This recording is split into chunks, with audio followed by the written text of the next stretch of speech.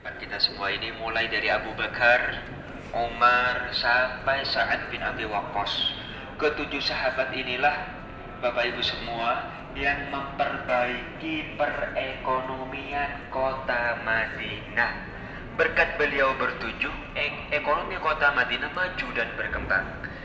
Di samping beliau bertujuh, pengusaha dan kaya raya di kota Madinah, beliau bertujuh juga dijamin masuk surga. Beliau di antara 10 sahabat yang dijamin masuk surga oleh Rasulullah Shallallahu Alaihi Wasallam. Ini ada 2 sahabat, kita bisa geser kemari, Bapak Ibu semua. Ada namanya Rufaidah dan Ummu Atiyah. Kedua sahabat ini dari kalangan wanita atau perempuan, dan kedua sahabat inilah yang mengobati luka ataupun cedera sahabat Nabi ketika peperangan berlangsung. Inilah tim medis peperangan Nabi Muhammad Shallallahu Alaihi Wasallam, Rufaidah dan Ummu Atiyah. Bapak Ibu semua, putrinya kalau ingin jadi dokter bisa dikasih nama ini, Rufaidah atau Ummu Atiyah, tafaulan dengan nama dokter kesehatan Nabi Muhammad Shallallahu Alaihi Wasallam, Rufaidah atau Ummu Atiyah. Dan di belakang ibu dan bapaknya ini ada gambar agak transparan, ada kotak persegi panjang beralaskan pasir, bernaungkan pelepah kurma. Inilah Masjid Nabawi yang dibangun oleh Nabi dan para sahabat dulu. Kurang lebih bentuknya seperti ini.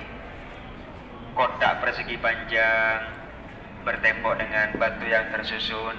Nah, disinilah Nabi Muhammad menggembleng keilmuan sahabat-sahabatnya, sehingga alumni dari Masjid Nabawi ini diantaranya ada Abu Hurairah, ada Anas bin Malik, dan ada sahabat-sahabat yang sangat-sangat alim pada waktu itu. Kita bisa lanjutkan ke ruangan berikutnya, yakni wajah hati. Duduk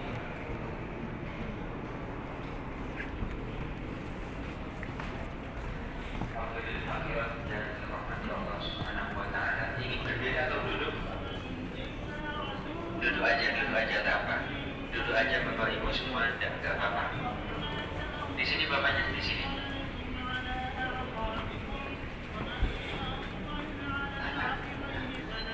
Hadirin hadirat yang dirahmati Allah Subhanahu wa taala.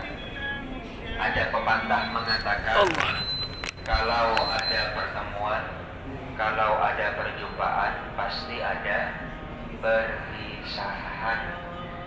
Itulah yang dialami sahabat-sahabat Nabi. Setelah sekian tahun bersama-sama, pada akhirnya harus berpisah untuk selama-lamanya dengan Nabi Muhammad yang sangat dicintainya.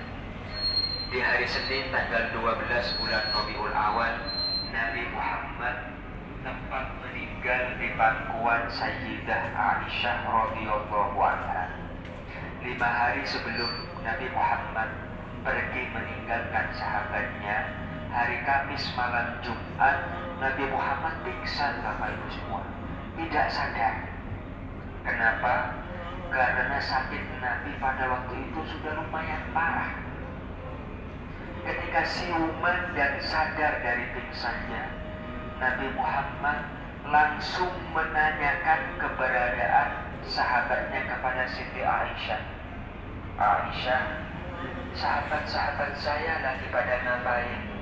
Tanya Nabi kepada Siti Aisyah.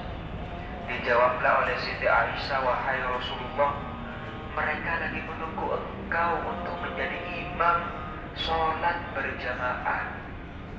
Mendapati jawaban demikian, Nabi Muhammad mencoba untuk berdiri dan bangkit. Belum sampai berdiri, Nabi Muhammad ambruk. Mencoba berdiri untuk yang kedua kalinya, ambruk lagi untuk yang kedua kalinya. Tidak kuasa untuk berdiri. Lantas sahabat Abu Bakar dipanggil dan diperintahkan untuk menjadi imam sholat 5 waktu sampai Nabi Muhammad benar-benar sembuh dari sakitnya. Hari Senin ketika Sayyiduna Abu Bakar mengimami sholat subuh, Nabi Muhammad sudah tidak bisa menahan rindunya bertatap muka dengan sahabat-sahabatnya. Dibukalah pintu jendela dari kamar Nabi Muhammad. Dilihatlah wajah-wajah sahabatnya yang sedang sholat berjamaah yang dipimpin oleh Sayyiduna Abu Bakar. Sayyiduna Abu Bakar selaku imam sholat subuh pada waktu itu sadar dan tahu kalau Nabi Muhammad melihat ke arah mereka. Saking bahagianya Abu Bakar mundur ketika menjadi imam. Kenapa mundur? Mengira Nabi Muhammad sudah sehat walafiat. Namun dari bilik jendela, Nabi Muhammad memberi isyarat kepada Abu Bakar seperti ini. Artinya apa? Maju Abu Bakar, jangan mundur, lanjutkan kamu sebagai imam sholat subuh. Lantas Abu Bakar maju, Nabi Muhammad menutup jendelanya kembali. Agak siangan hari Senin, Nabi Muhammad sudah mulai kritis. Dipanggil putrinya yang bernama Fatimah dan dibisikkan oleh Nabi Muhammad yang membuat Siti Fatimah menangis terseduh-seduh. Namun pada akhirnya tersenyum bahagia. Sayyidah Aisyah yang sedang memangku Nabi Muhammad heran dengan kejadian yang dialami Siti Fatimah. Dipanggillah Fatimah dan ditanyakan, Fatimah, kamu barusan menangis kenapa? Dijawablah oleh Siti Fatimah, wahai Ummi Aisyah, barusan saya dikabari Nabi Muhammad bahwasanya beliau tidak lama lagi akan meninggalkan kita semua. Terus kenapa kamu tersenyum bahagia?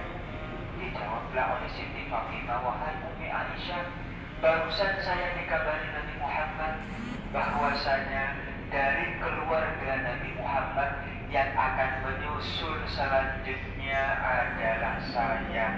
Yang akan meninggal tidak lama lagi dari keluarga Nabi Muhammad adalah saya. Saya akan bahagia karena akan menyusul Nabi Muhammad, akan berjumpa beliau kelak di surganya. Agak siangan, malaikat Israil datang kepada Nabi Muhammad dan meminta izin untuk mencabut nyawa Nabi Muhammad. Detik-detik malaikat Israil mencabut nyawa Nabi Muhammad, Nabi Muhammad mengangkat tangannya ke atas. Nabi Muhammad berkata, Fir rafiqil a'la, Fir rafiqil a'la, Fir rafiqil a'la. Dan mulia beliau terjatuh dan lunglai. Inna lillahi wa inna ilaihi raji'un. Seketika itu juga rumah Nabi Muhammad semerbak dengan bau yang sangat harum.